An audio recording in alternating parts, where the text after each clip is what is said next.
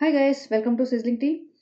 तो मैंने आज शोएब का ब्लॉग देखा और दीपिका का भी देखा और बात करते हैं उनकी दोनों के ब्लॉग्स की। और उससे पहले कुछ और जनरल बात करते हैं और ये भी बताऊंगी कि दीपिका इब्राहिम के ससुर जी जो पापा इब्राहिम है उनको हुआ क्या था शोएब की जुबानी।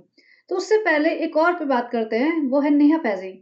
मेरे को इस पे बात करनी नहीं थी, लेकिन कल परसों मुझे एक सब्सक्राइबर ने इतने बड़े-बड़े कमेंट्स दिए, मैंने एक-एक लाइन पढ़ी, एक-एक वर्ड पढ़ा और उसने ये लिखा था कि नेहा फैज़ी जो है वो दीपिका और शोएब को इसलिए करती है टारगेट क्योंकि नेहा को शोएब ने पोक किया था। जब उसने कहा था कि हमारा लेवल यहाँ है और तुम्हारा लेवल कहीं और, मतलब तुम हमारे उस नाम से रोटियाँ सेकते हो, और शोएब और दीपिका ने उनको पोक किया था और उसने लिंक भी भेजा था। उस हम सबको पता है, वो हमने सबने देखा हुआ है क्लिप। लेकिन सबा उसको पोक नहीं करती, इसलिए वो उसके बारे में कुछ नहीं कहती। एक्चुअली जब मैंने ये पॉइंट रेज किया था तब मैंने यहीं से स्टार्ट किया था कि वो पर्सनल दुश्मनी निभा रही है, कि उसको किसी ने टारगेट किया है तो अब उनके बारे में ही बोलेगी। अगर वो मोहदा से बिलोंग करती है, जैसे वो कहती है, ऑब्वियसली करती होगी, वो मोहदा से बिलोंग करती है। उसने कहा कि इनकी दादी, शोएब की दादी, हमारे यहाँ इनके किसी रिश्तेदार के यहाँ एक मेड का काम करती थी और ऐसे-ऐसे उनकी डेथ हो गई थी। ये बहुत गरीब थे और ये पूरे खानदान को जानती है क्योंकि ये मौदा को से बिलॉन्ग करती है।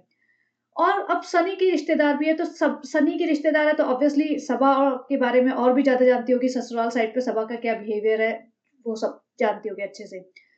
तो अगर ये अनबायस्ड होके एक व्लॉग बनाती कि भई हमें पता है ये तीनों फ्रॉड हैं, तीनों झूठ बोलते हैं, तीनों रिलिजन का यूज़ कर रहे हैं, तीनों अपने गरीब रिश्तेदारों को यूज़ कर रहे हैं और अपने व्लॉग्स बना रहे हैं। तो मैं इन तीनों को इक्वली एक्सपोज़ करूँगी। तब मैं मानती हाँ, ये बंदी सही है। मैं ये नहीं कह रही बंदी गलत है। देखो, अभी भी मैं कि इसको उसके अगेंस्ट नहीं जा रही हूँ। मैं ये कह रही हूँ कि वो बायस्ड है। तो यहाँ पे मेरी प्रॉब्लम हुई थी उसके व्लॉग से, कि वो एक जने को टारगेट कर रही है और वो भी उसको टारगेट कर रही है जो उन तीनों में शोएब दीपिका को टारगेट कर रही है। तो इन तीनों में शोएब दीपिका और सबा में सबसे ज़्यादा गुनहगार, सबसे ज़्यादा कल्प्रिट, सबसे ज़्यादा वाइल्ड कौन है? आप सबको पता है, सबा है। दीपिका शोएब ने उनमें हज़ारों बुराइयाँ होंगी, चलो 100 150 बुराइयाँ होंगी, लेकिन 40-50 अच्छाइयाँ भी होंगी। वो अपने पेरेंट्स का ध्यान रख रहे हैं। दीपिका तो थोड़ी झल्ली है, उसको तो अपनी माँ की तब याद आई है जब उसके बच्चे को सँभालने वाला कोई और नहीं मिला, तब उसे अपनी माँ की याद आई है। तो शोएब, दीपिका और सबा में, तीनों में से अगर मुझे किसी को रेट करना होगा ना इनको, तो मुझे लगता है शोएब शायद बेटर हो दीपिका से, फिर दीपिका और फिर सबा। अब जैसे मैंने नेहा फैज़ी का जो पॉडकास्ट देखा, ब्लॉग देखा, जो भी आप कहो उसे, उसमें था क्या आज के में? उसमें वैसे कह दें कि मैंने अम्मी की और सबा की मिमिक्री की है या उनके ऊपर भी बनाया है, क्योंकि लोग कह रहे थे कि अरे तुम तो सिर्फ़ दीपिका शो पे बनाते हो, सबा पे नहीं बनाते। तो ये कह दें कि चलो मैं ये तो मैंने सबा के ऊपर बनाया है, लेकिन दिखाया क्या? देखो, हर इंसान से ना डिफरेंट एक्सपेक्टेशंस होती हैं। जो और पॉडकास्टर्स हैं, हमें उनसे एक्सपेक्टेशन डिफरेंट होती है क्योंकि हर पॉडकास्टर का अलग स्टाइल होगा। या कोई भी आप मूवी देख रहे हो, उसकी डायरेक्टर, प्रोड्यूसर, मूवी में एक्टर कौन है, उसके हिसाब से तुम्हारी एक्सपेक्टेशंस होती हैं। तो सबा और सनी के बारे में अगर ये पॉडकास्ट बना रही है अपना नेहा, तो हमारी एक्सपेक्टेशंस हैं कि कुछ ऐसी बातें बताए जो हमें नहीं पता। इसने करा क्या पूरे पॉडकास्ट में, 15-20 मिनट का अच्छा खासा पॉडकास्ट बनाया है। मुझे लगा शायद कि मेरा 15-20 मिनट वेस्ट हुए, क्योंकि था क्या उसमें, वही रिज़ा को ₹500 दे, 500 में से 400 वापस कर दो, रेहान को तो 1000 दे दो और तुम तो हिजाब ठीक से नहीं ले रहे हो और तुम्हारे घरवालों की बेइज़्ज़ती करूँगी मैं बीमार पड़ जाती हूँ तुम्हारे घरवाले आते ही। वही सब कर रही है ना, वो तो हम सबको पता ही है। वो तो रेडिट पे भी है, पॉडकास्टर्स भी बोल रहे हैं, वो तो उसके कमेंट सेक्शन में भी भरा पड़ा है। इससे मुझे तो लगता है नेहा फैज़ी के पॉडकास्ट से बेटर तो अब इसका कमेंट सेक्शन है। सबा का कमेंट सेक्शन पढ़ लो, शोएब तो काफ़ी क्लीन रहता है। दीपिका अपने कमेंट्स मोस्टली शायद डिलीट नहीं करती, उसके कमेंट्स होते हैं, उसके ब्लॉग में कमेंट्स अजीब-अजीब भी होते हैं।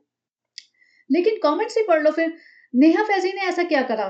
लेकिन जब भी ये दीपिका और शोएब के बारे में बनाती है, तो ये कुछ ना कुछ ऐसा निकाल के लाती है जो पब्लिक को नहीं पता होता।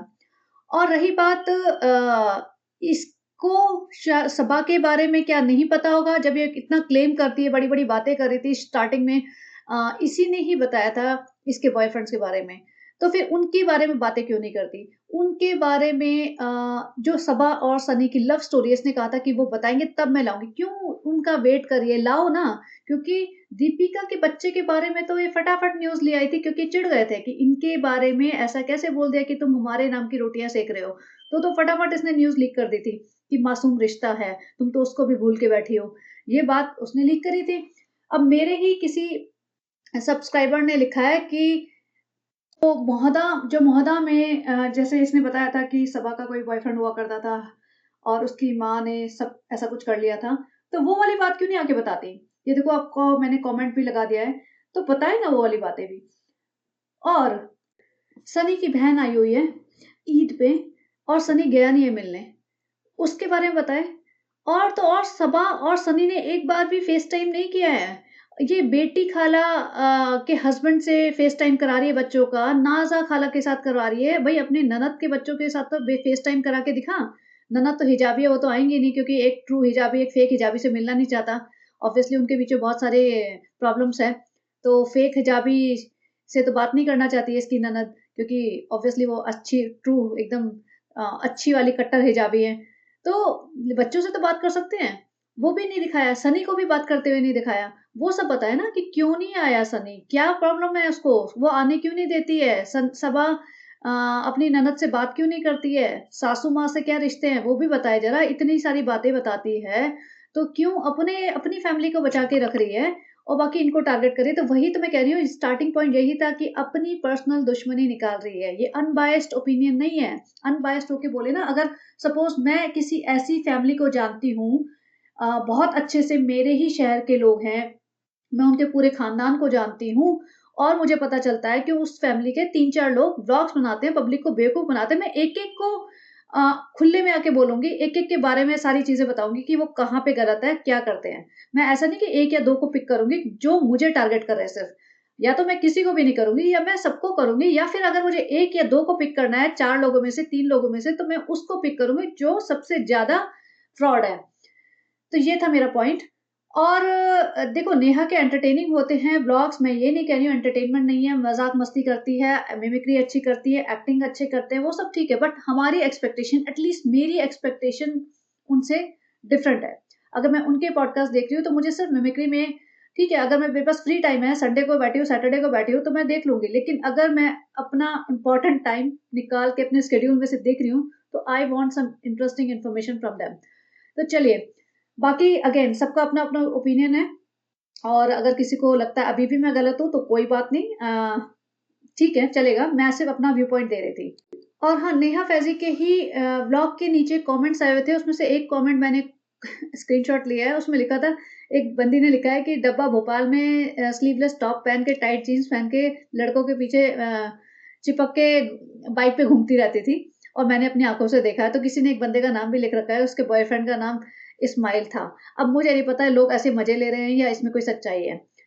तो चलिए वो सब छोड़िए, भाभी जी के और भाई साहब के व्लॉग के बारे में बात करते हैं। देखा जाए तो इनके व्लॉग में ऐसा कुछ था नहीं। भाभी जी ने तो एक तिरामिसू केक की रेसिपी में अपना व्लॉग निपटा दिया और कहीं न कहीं मुझे लगता है कि भाभी जी ने वो व्लॉग इसलिए बनाया है, जनरली दीपिका 5-5, 6-6 दिन, हफ्ते-हफ्ते तक व्लॉग नहीं बनाती। लेकिन वो गोला की बर्थडे पार्टी में लेके गई थी अपने बच्चे को और उसने आते ही अपने कमेंट सेक्शन को ऑफ कर दिया। और तो और सरप्राइज़िंगली भारती ने भी अपने बच्चे के बर्थडे पार्टी के ब्लॉग को में कमेंट्स ऑफ कर दिए हैं। अब ये क्यों हुआ है ये मुझे समझ नहीं आ रहा है, या तो बच्चे को टारगेट कर रहे थे, कुछ-कुछ लिख रहे होंगे तो इसलिए उसने ऑफ कर दिया और वहाँ पे भी जाके भारती के उसपे भी जाके लिख रहे होंगे, तो शायद दीपिका ने रिक्वेस्ट की होगी कि तुम इसको भी ऑफ कर दो। अदरवाइज़ भारती के और व्लॉग्स में तो मैंने कभी देखा नहीं कि वो कमेंट्स ऑफ करती है और वो अपने बच्चे को भी पूरी तरह दिखाती रहती है हर व्लॉग में। तो हो सकता है दीपिका ने रिक्वेस्ट की हो और इसीलिए उन दोनों ने अपने-अपने कमेंट्स बंद किए और इसीलिए दीपिका ने फटाफट एक और व्लॉग डाल दिया ताकि वो टॉप पे वो रहे, ताकि किसी को कुछ लिखना है तो उसके पर्सनल मतलब ब्लॉग पे ही आए कमेंट्स जो भी है। और उस नए ब्लॉग में उसने कुछ भी नहीं करा, बस एक बैलून लेने गई थी अपने बच्चे के लिए कि बैलून्स खत्म हो गए मेरे बच्चे के लिए, चलो मम्मी जी के साथ जाके बैलून्स ले आते हैं। और किसी ने तो ये भी लिख रखा था ₹50 के बैलून लेने के लिए तुम ₹250 का पेट्रोल लगा के गए हो। पर ठीक है भैया, पैसा तो बहुत है इनके पास, तो उसकी तो चिंता ही नहीं है। और मैडम जी ने आके फटाफट तिरामिसू केक की रेसिपी डाल दी, वो भी इतना घटिया कि वो किसी भी एंगल से तिरामिसू केक लग ही नहीं रहा था। अब जनाब के ब्लॉग की बात करते हैं। जनाब जी आते हैं, बोलते हैं खांसी हो रही है, मेरी तो तबीयत खराब है, तबीयत खराब है। 15 क्लिपिंग्स में उन्होंने बोला होगा जनाब ने कि तबीयत खराब है मेरी। भैया तबीयत खराब है तो ब्रेक ले लो ना, किसने कहा है? कौन तुम्हारे ब्लॉग के बिना किसका है? कौन इंसान है जिसका खाना हजम नहीं हो रहा? मुझे ये समझना है। पब्लिक तो लिखती रहती है ब्लॉग कब आएगा, ब्लॉग कब आएगा। इसका मतलब ये थोड़ी ना तुम इतना प्रेशर ले लोगे अपनी पर्सनल लाइफ में कि तुम्हारी तबीयत भी खराब है तभी भी आ रहे हो ब्लॉग बनाने। अरे हिंदुस्तान में करोड़ों लोग रह रहे हैं, 100 करोड़ से ऊपर लोग हैं। अगर 100 करोड़ से ऊपर में से अगर 15 लोग लिख रहे हैं कि ब्लॉग कब आएगा, तो तुम अपनी तबीयत छोड़ के उसके बारे में ध्यान दोगे और उसके लिए ब्लॉग बनाओगे? इतना ही तुम्हें चिंता है तो लोग पता नहीं क्या-क्या पूछते हैं तुमसे, उन सबके जवाब दो ना। बहुत कुछ पूछते हैं तुमसे। खैर, यहाँ पे इसको गिफ्ट में मिला था रूहान को ये बबल मेकिंग मशीन, जिसमें जो होता है ना सोपी वाटर टाइप, उसमें डिप करके बटन प्रेस करते हैं, बबल्स बनते हैं, बहुत सारे बबल्स बनते हैं। बहुत कॉमन सी चीज़ है, लेकिन ये आउटडोर एक्टिविटी के लिए होती है।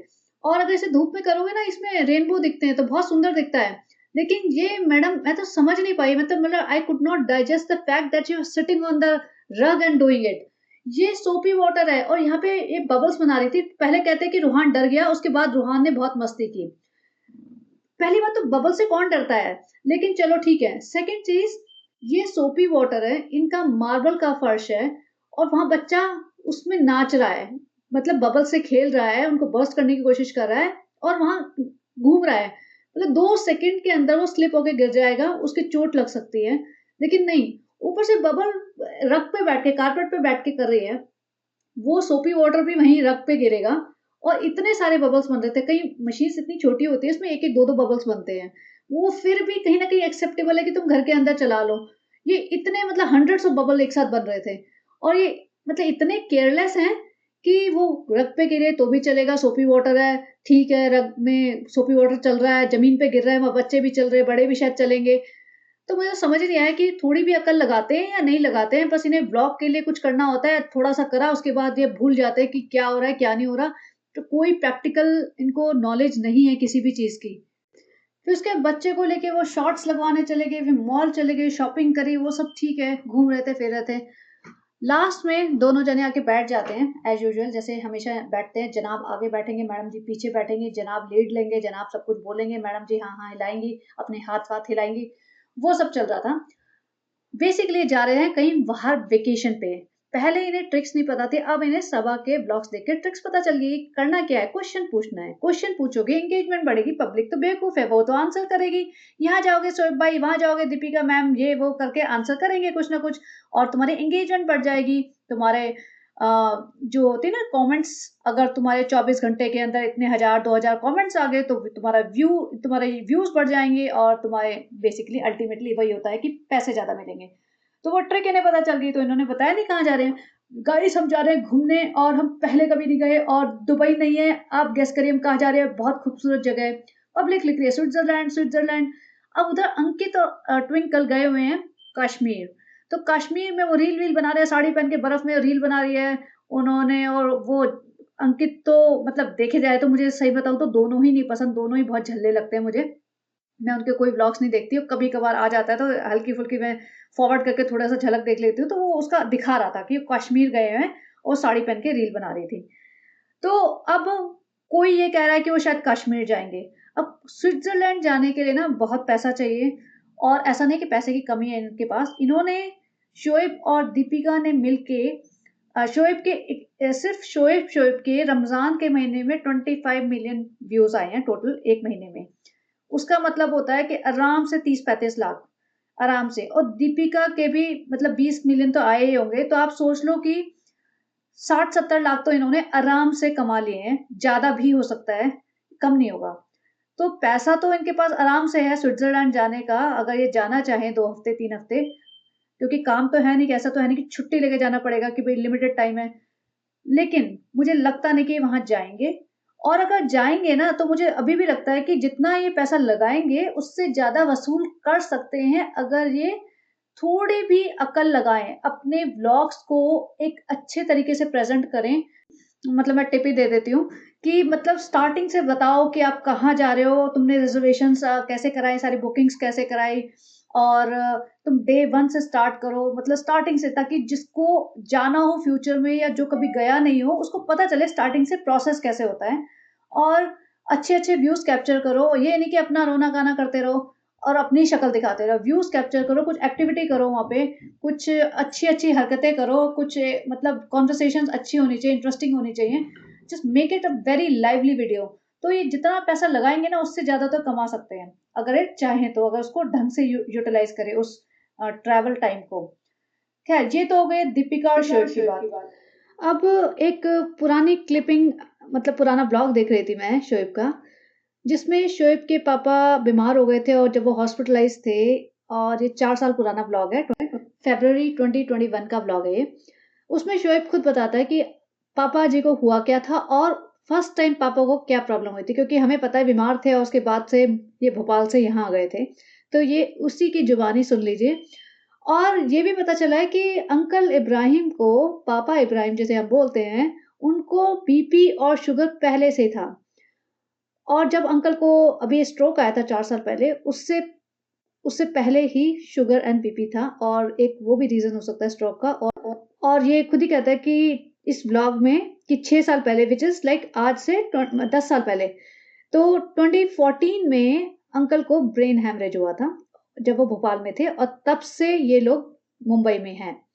तो आपको मैं क्लिप दिखाती हूँ, आप खुद ही देख लीजिए। और इसमें एक और चीज़ थी कि शोएब ने एंड में क्लिप में बोला था कि मैं पापा को अकेला नहीं छोड़ सकता, और पापा को बिल्कुल ऐसे अकेलेपन में प्रॉब्लम हो सकती है, ये वो। तो आज अंकल करते क्या है, पूरे दिन एक कमरे में अकेले रहते हैं। अगर वो अपनी वाइफ़ के साथ रहेंगे नीचे, तो उनको एटलीस्ट कुछ ना कुछ तो देखने वाला, कोई बात करने वाला, थोड़ा बहुत एंटरटेनमेंट तो मिल जाएगा ना। वो जो देव भैया हैं, उससे कितनी बातें करते होंगे? उससे तो सिर्फ़ काम की बातें करते होंगे ना, कि मेरे को ये दवाई दे दे, मेरे को पानी दे दे, टीवी चला दे, इसके अलावा क्या बात करते होंगे? तो चलिए पहले क्लिप देखते हैं, फिर बात करेंगे इस बारे में। कि करना है, क्योंकि पापा का शुगर जो है थोड़ा-सा वो अप एंड डाउन बहुत ज़्यादा हो रहा है, और जो कि नहीं होना चाहिए ऐसे। लेकिन पापा को शुगर का प्रॉब्लम पहले से भी था, बीपी का प्रॉब्लम पहले से भी था, तो थोड़ी इसलिए इसलिए थोड़ा-सा मुझे मैं ज़्यादा एक्चुअली सो जाता हूँ जब भी कभी ऐसे फैमिली से रिलेटेड कोई ऐसी चीज़ होती है ना, तो मैं ज़्यादा उस चीज़ का स्ट्रेस ले लेता हूँ। हालाँकि डॉक्टर ने मुझे बोला था कि आमतौर पर सर्जरीज़ के बाद ऐसा जो डायबिटिक पेशेंट होते हैं उनकी शुगर थोड़ी-सी शूट अप होती है, लेकिन कुछ कोई टेंशन वाली बात नहीं है, 10-15 दिनों में इंशाल्लाह सब नॉर्मल हो जाएगा। तो वो है, और पापा आ रहे हैं, और पापा उठते हैं। सबसे बेस्ट चीज़ ये है कि अब उठने लगे हैं, बैठने लगे हैं, वॉशरूम जाने लगे हैं अब, पहले वो भी नहीं जा पाया करते थे। लेकिन चलने के लिए उनको एक सपोर्ट की कांस्टेंट ज़रूरत है, बिना उसके नहीं चल सकते, क्योंकि उनके पैर जो हैं वो बहुत ज़्यादा वीक हो गए हैं। जब पापा को ब्रेन हेमरेज हुआ था लास्ट 6 साल पहले, तो उसके बाद से ही पापा को बीपी और शुगर का इशू तो है ही, जिस वजह से उनके पैर हमेशा थोड़ा-सा शिवर करते हैं, पर वो इतना नहीं था। लेकिन अभी पिछले 1 महीने से वो बेड रिडन थे, बेड पे ही थे, तो थोड़ा ज़्यादा वीकनेस हो गई है, तो अभी बॉडी वेट नहीं ले पा रहा है, तो अकेले तो पापा चल ही नहीं सकते हैं, तो हमेशा एक किसी न किसी की सपोर्ट की एक ज़रूरत है। पापा ज़्यादा सोचेंगे तो बीपी उनका हाई होगा, शुगर फ्लक्चुएट होगा, तो जिस वजह से उनको इश्यू हो जाएँगे चीज़ों को। तो वो नहीं बस उस चीज़ का हम लोग बहुत ध्यान रख रहे हैं कि पापा को बस हँसाते रहें, हम साथ बैठ के बातें करते रहें। अकेले अकेले उन्हें ना छोड़ें ज़्यादा से ज़्यादा, ताकि वो सोचें, बैठें, कुछ भी करें। तो बस तो इसमें जनाब के खुद के मुँह से आपको पता चल गया होगा कि 2014 में अंकल को ब्रेन हैमरेज हुआ था, और 2021 में एक स्ट्रोक आया था, फिर उनकी सर्जरी वगैरह हुई थी। उसके बाद से अंकल ऑलमोस्ट दीपिका के घर ही रुके हैं। पिछले 3-4 साल से तो दीपिका के घर ही रहते हैं, शोएब इब्राहिम के घर ही रहते हैं। और उन्हें अपनी मतलब शोएब को अपनी माँ पे भी ट्रस्ट नहीं है, क्योंकि उन्हें पता है कि अम्मी जी खुद ही अपने खाने-पीने का ध्यान नहीं रखती, अंकल का तो हालत ही खराब कर देगी। तो यहाँ पे ये हाल है कि एक-दूसरे फैमिली मेंबर को ट्रस्ट नहीं होता एक-दूसरे के ऊपर ही। मतलब भाई-बहन को ट्रस्ट नहीं है, बच्चे को माँ पे ट्रस्ट नहीं है, माता-पिता को अलग कर दिया है। और इसने कहा कि पापा अकेले रहेंगे तो दिन भर सोचते रहेंगे, इसलिए हम चाहते हैं वो हम उनको हँसाते रहें, उनको बिज़ी करके रखें। भई कौन-सा बिज़ी करके रखा है तुमने? शायद अम्मी जी के साथ रखोगे ना, अम्मी को अपने घर में रख लोगे ना, इतना बड़ा 5 बीएचके है, लोग एक-एक 2-2 कमरों में भी अपने माँ-बाप को साथ रखते हैं। 5 बीएचके में तुम अपनी माँ और पिताजी को साथ नहीं रख सकते? अगर अम्मी जी को अपने साथ रख लोगे ना, मुझे लगता है आधे से ज़्यादा प्रॉब्लम सॉल्व हो जाएगी। अम्मी जी को अपने साथ रखो, देव भैया तुम्हारे घर में ही रह सकते हैं, उनको जब भी सपोर्ट की ज़रूरत है वो देव भैया को यूज़ कर सकते हैं। लेकिन नहीं, पता नहीं क्या इनके घर की कैलकुलेशन है, क्या घर के डायनामिक्स है, क्या रिलेशन है इनके। माता-पिता दोनों मतलब हट्टे-कट्टे हैं वैसा देखा जाए तो, ऐसा कोई बेड रिडन नहीं है बिल्कुल भी कंप्लीटली, लेकिन तभी भी अलग-अलग कर रखा है। बुढ़ापे में अगर इन्हें एक-दूसरे की कंपनी मिल जाएगी ना, तो शायद ये लोग ज़्यादा खुश रहेंगे। और आजकल तो अम्मी भी मुझे लगता है कि ज़्यादा खुश दिखती नहीं है, वो भले ही एक्टिंग कर ले लेकिन उनके चेहरे पे ना थकान और जैसे होते हैं ना बीमार सी दिखती हैं वो, जैसे अनइंटरेस्टेड दिखती हैं। सभा के ब्लॉग में बैठ पीछे ज़रूर जाएँगी चेयर लगा के, लेकिन ऐसा लगता है कि जैसे वो खुशी इनके अगर 4 साल पुराना कोई भी ब्लॉग उठा के देख लो, तो जो अम्मी को खुशी होती थी ना, क्योंकि नया-नया पैसा, नई-नई शोहरत, नया-नया सब कुछ मिल रहा था, नए-नए कैमरे के सामने और सब लोग तारीफ़ें बहुत करते थे। अम्मी का शर्माना बहुत पसंद है, अम्मी का सलाम बहुत पसंद है। सबा इब्राहिम पहुँच जाती थी, "अम्मी सलाम करो, सब लोग कह रहे हैं आपका सलाम बहुत पसंद है।" अम्मी पूरा शर्मा के, मुस्कुरा के छोटों को, बड़ों को सलाम करती थी। अब इतना ज़्यादा क्रिटिसाइज़ करते हैं लोग इन्हें, तो अब वो इन्हें चार्म नहीं रह गया किसी भी चीज़ का, स्पेशली अम्मी को। अम्मी को बुढ़ापे में क्या चाहिए? अम्मी के वैसे भी अम्मी के शौक खत्म नहीं हुए हैं, अम्मी को तो चाहिए अभी भी।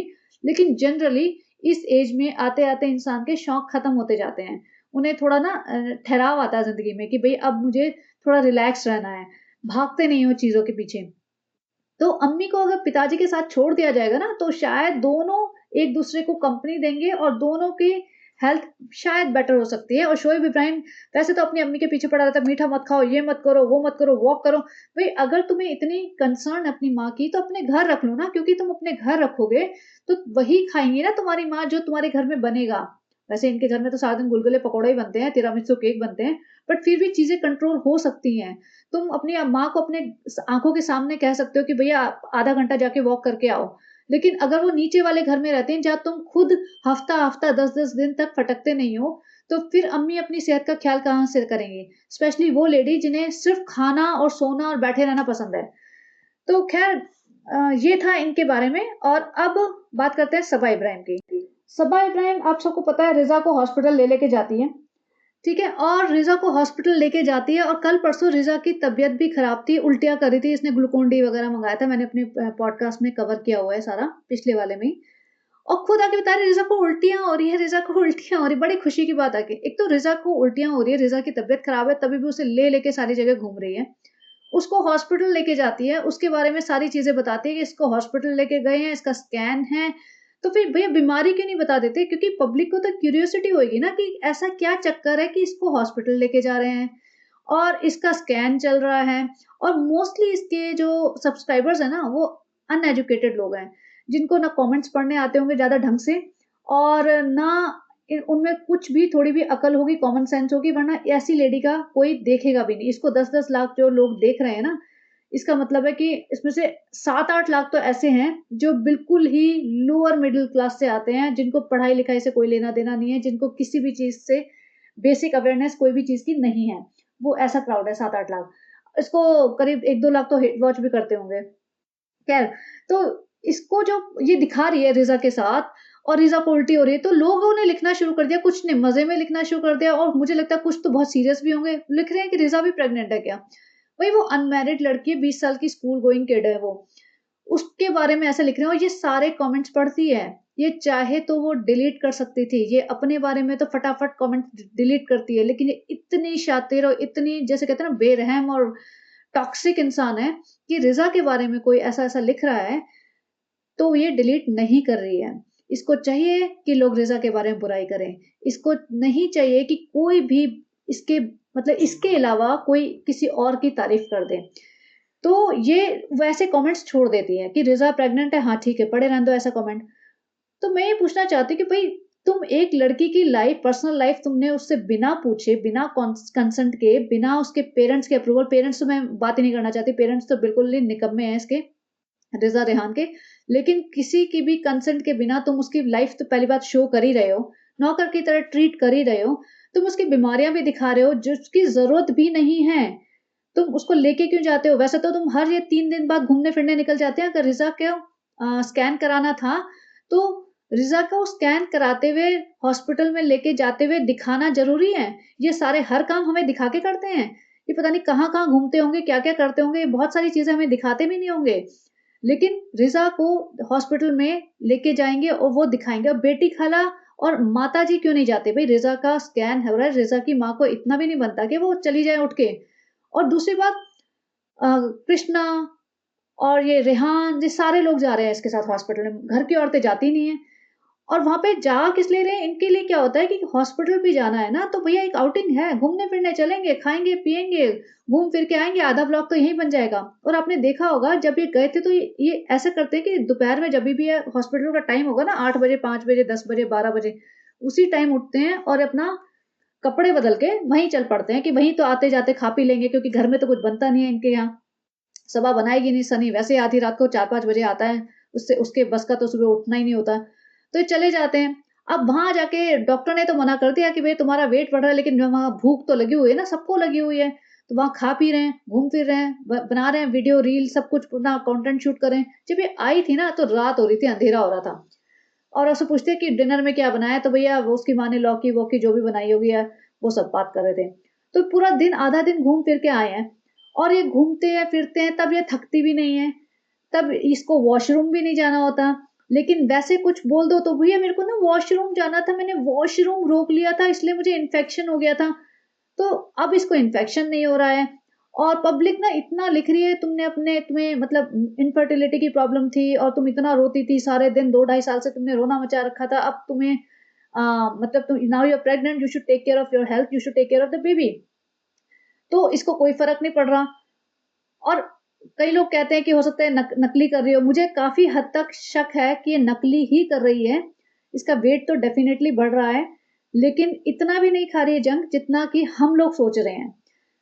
चलो वो उसकी पर्सनल मामला है। अगर ये खाएगी, इसके साथ अच्छा होगा, बुरा होगा, वो इसकी पर्सनल चॉइसेस हैं। इसने she made these choices. She chose to eat unhealthy food and if she had to suffer, she will suffer. और अगर अल्लाह बहुत ही मेहरबान है इनके ऊपर तो भैया सब कुछ अच्छा ही हो जाएगा। मैं किसी के बारे में कुछ बुरा नहीं सोच रही, ना मैं किसी के बारे में मुझे कोई लेना-देना है। I hope everything goes well. और लेकिन इसको थोड़ी अकल भी आए। अ, मैं सिर्फ़ रिज़ा के पॉइंट ऑफ व्यू से कह रही हूँ। रिज़ा को दिखा रही है, रिज़ा को इस तरीके से ले जा रही है और सब कुछ उसके बारे में एक्सपोज़ कर रही है, तो फिर बीमारी भी तो बता दो, कौन-सी बीमारी है जिसके लिए तुम लेके जाते हो? अपनी तो 50 बीमारियाँ होती हैं इसको, लेकिन ये अपनी भी नहीं बताती, लेकिन दूसरों की बताने में बड़ा इसको मज़ा आता है। तो ये बता तो दो कर क्या रहे हैं, कौन-सा ट्रीटमेंट चल रहा है रिज़ा का कि वहाँ तुम्हें इसे स्कैन के लिए जाना पड़ता है। और इसका जैसे अब इसने बताया कि इसका स्कैन अब आफ्टर एवरी 15 डेज़ है, व्हिच मीन्स इसका 8th मंथ चल रहा है, तो 8th पूरा चलेगा, 9th पूरा चलेगा। तो इसका बच्चा होगा जून में। अप्रैल है ना, मई, जून। जून में इसके रुहान भी पैदा हुआ था, शोएब और दीपिका का बेबी है जो। तो भैया इतना कॉपी करे कि इसका बच्चा भी जून में ही चाहिए। और कुछ लोगों के कमेंट्स ऐसे होते हैं कि मतलब सही में शॉक लग जाए। And I was literally shocked to read that comment. किसी ने लिखा था काफी टाइम पहले इसके ब्लॉग पे कि सबा तुम्हें बेटी होनी चाहिए और उसकी शादी रूहान से करा देना। आई वाज लाइक रियली, मतलब इतना मेरा दिमाग में अजीब लगा मुझे, मैं बता नहीं सकती कि भाई बहन के बच्चों की शादी, देन आई रियलाइज कि यहाँ कजन मैरिजेस होती है तो चल ठीक है, इन लोगों के लिए एक्सेप्टेबल है। But I was really shock to read that comment कि सबा तुम्हारी बेटी हो जाए तो उसकी रोहान से शादी करा देना। कुछ लोग लिखते हैं कमेंट्स में कि सारा की शादी रेहान से करा दो। रेहान मतलब सबा का जो रिजा का ब्रदर है, सारा की शादी। भाई वो बचपन से खेलते पले बड़े आ रहे हैं और तुम क्यों उनकी शादी फैमिली में ही कराने पे तुले हुए हो? और नाज़ा खाला आजकल क्यों नहीं आ रही है? मुझे जहाँ तक आइडिया है कि नाज़ा खाला और सारा ने इनकी हालत देख ली है अब कि भाई-बहन के रिश्ते बिल्कुल रहे नहीं हैं और उनको अंदर की भी थोड़ी बहुत चीज़ें पता होंगी। बेटी खाला फ़ोन पे बैठ के बातें तो करती ही होंगी और प्लस इनके कमेंट सेक्शन तो भैया ओपन है, तो उसमें तो इतनी धुलाई होती है इनकी। तो शायद सारा के पिताजी ने स्टैंड लिया होगा कि भई वहाँ तुम नहीं जाओगी और मतलब वहाँ पे तुम्हारी भी धुलाई होएगी, तो वो शायद थोड़ा he might be being bit protective about his daughter. तो शायद वो इसलिए अलाउ नहीं करेंगे। कुछ लोग ना सबा के व्लॉग पे बार-बार लिख रहे हैं, बेटी नाज़ा खाला और सारा कब आएँगी? नाज़ा खाला और सारा कब आएँगी? भई तुम्हें बड़ा इंतज़ार है नाज़ा खाला और सारा का। नाज़ा खाला का तो इंतज़ार होगा नहीं, आई एम श्योर सारा का इंतज़ार होगा। तो कितनी गलत बात है। और ये तो पूरी कोशिश कर रही होगी किसी तरह आ जाए, मेरे व्यूज़ बढ़ जाएँ, सारा सारा को लोग देखें, जैसे मर्ज़ी देखें, जो मर्ज़ी उसके बारे में सोचे, मुझे क्या फ़र्क पड़ता है, मेरे को तो पैसा मिल जाएगा। तो ये था मेरा आज का पॉडकास्ट बनाने का रीज़न। एक तो मैं शोएब के पापा के बारे में वो दिखाना चाहती थी क्लिप, एंड नेहा फैज़ी के बारे में थोड़ा-सा बोलना चाहती थी कि शी इज़ बायस्ड। आप उसको अ, आई मीन मैं नहीं कह रही कि वो गलत है, बट शी इज़ बायस्ड, इसको आप डिनाई नहीं कर सकते हो।